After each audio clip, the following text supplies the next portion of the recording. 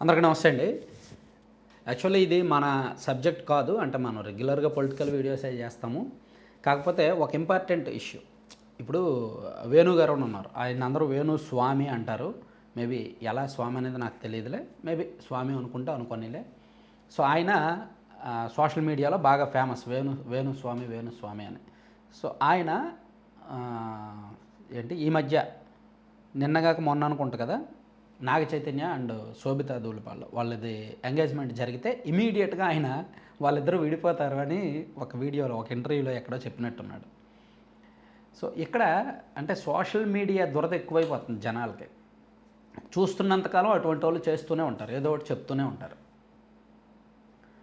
అంటే ఇది జనరల్గా నేను పాలిటిక్స్కి సంబంధం లేకుండా జనరల్గా ఈ విషయం చెప్పడానికి కారణం ఏంటంటే, ఒక సెలబ్రిటీలు ఎంగేజ్మెంట్ చేసుకుంటే ఇమీడియట్గా వాళ్ళు విడిపోతారు అని చెప్పడం ఎంతవరకు కరెక్ట్, అది ఎంతవరకు సమంజసం? సో యాక్చువల్లీ ఈయన చెప్పినవి 100% సక్సెస్ అయింది ఏమీ లేదు. ఈయన చాలా చెప్పాడు, ఏమీ జరగల. ఈ మధ్య రీసెంట్గానే కేసీఆర్ గారి గురించి, ఇక్కడ జగన్మోహన్ రెడ్డి గారు మళ్ళీ సీఎం అవుతారని, అలాగే క్రికెట్ కప్ గురించి బోల్డ్ చెప్పాడు. ఈయన చెప్పినవి చాలా వరకు జరగట్లా.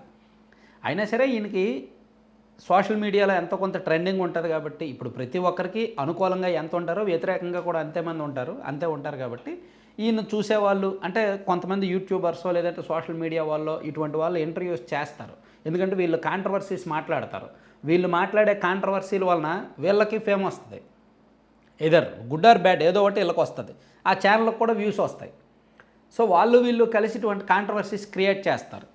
కానీ అక్కడ అరే మనం మనుషులము, అక్కడ పెళ్లి చేసుకోకపోతున్నది ఒక కొత్త జంట, వాళ్ళు విడిపోతాయేంటి, కలిసి ఉంటాయేంటి, అప్పుడే చెప్పాల్సిన అవసరం ఏంటి? అయితే ఇక్కడ ఈయన చెప్పడానికి కూడా ఒక కారణం ఉంటుంది.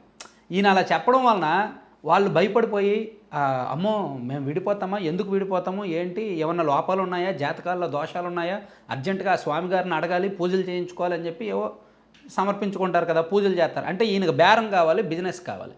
ఈయనకు బేరం కావడం కోసమో బిజినెస్ కావడం కోసమో అటువంటి వాళ్ళని ఇలా చెప్తాడనమాట. లేకపోతే ఏం పని అండి ఆయనకి? బుద్ధుండక్కర్లేదండి. కొత్తగా ఎంగేజ్మెంట్ జరిగిన జంటకి ఎవరైనా అలా చెప్తారండి? ఏమాత్రం కామన్ సెన్స్ ఉండక్కర్లేదా? యాక్చువల్లీ దీని మీద మన సబ్స్క్రైబర్స్ యాక్చువల్లీ వీడియో చేయమని నిన్నటి నుంచి అడుగుతున్నారు. నేను పెద్ద అంటే ఇటువంటి సబ్జెక్ట్ మనకెందుకులే అనుకున్నా, కానీ చెయ్యాలి. ఇటువంటి సబ్జెక్టులు కూడా ఇక మీదట చేస్తాను. సోషల్ మీడియాలో మరీ చిల్లరగాళ్ళు తయారవుతున్నారు, మరీ పనికిమాలిన బ్యాచ్ తయారవుతుంది. సోషల్ మీడియా ఉంది కదా, రకరకాల ప్లాట్ఫామ్స్ ఉన్నాయి కదా, ఏం మాట్లాడినా చెల్లుబాటు అవుద్ది, ఎలాగైనా ఫేమస్ అవ్వాలి, ఎలాగైనా సరే మనం ఒక స్థాయిలో ఉండాలనుకోని రకరకాలుగా మాట్లాడుతున్నారనమాట. సో ఇది కరెక్ట్ కాదు, ఇది పద్ధతి కాదు. మనకు కొన్ని విలువలు ఉంటాయి. సో ఇదంతా కూడా ఆలోచించుకొని మాట్లాడితే బెటర్. యాక్చువల్లీ ఆయన నా మధ్య టీడీపీ వాళ్ళు తెగ ట్రోల్ చేశారు వేణు గారిని. ఇష్టం వచ్చినట్టు ట్రోల్ చేశారు. ఆయన సీఎంరాజా ప్లస్ ఆర్పి వీళ్ళైతే అతని పర్సనాలిటీని, అతని ఆకారాన్ని కూడా ట్రోల్ చేశారు. అదంతా దాని జోలికి మనం వెళ్ళాం. మనం ఓన్లీ సబ్జెక్ట్ మాట్లాడదాం. ఆయన చెప్పినవి అంటే గాల్లో ఒక రాయి వేస్తారండి, గాల్లో రాయి వేస్తారు, అది తగిలితే మేమే చెప్పాము అంటారు. ఇప్పుడు పుట్టబోయే బిడ్డ ఆడ మగ అంటే అయితే ఆడ వద్దండి అంటారు. ఒకవేళ నిజంగా ఆడ పుట్టారు అనుకోండి, నేను చెప్పాను కదా అందుకే జరిగింది అంటారు. మగ పుట్టాడు అనుకోండి, ఏదో జాతకం అలా రివర్స్ అయింది, ఇలా అయింది, ఇలా చక్రం తిరిగింది, అలా జరిగిందని ఏదో కబుర్లు చెప్తారు. సో నేను ఇక్కడ అంటే జ్యోతిష్యం చెప్పే వాళ్ళని, జాతకం చెప్పే వాళ్ళని అందరి గురించి మాట్లాడట్లా. మేబీ నిజాలే చెప్పొచ్చు కాక, కొంతమంది పండితులు ఉండొచ్చు కాక, వేద పండితులు ఉండొచ్చు కాక, వాళ్ళ విలువ వాళ్ళని మనం కాపాడుకోవాలి. కానీ సోషల్ మీడియా వచ్చిన తర్వాత ఇటువంటి చిల్లర వ్యవహారాలు, చిల్లరగాళ్ళు ఎక్కువైపోయారు అనమాట.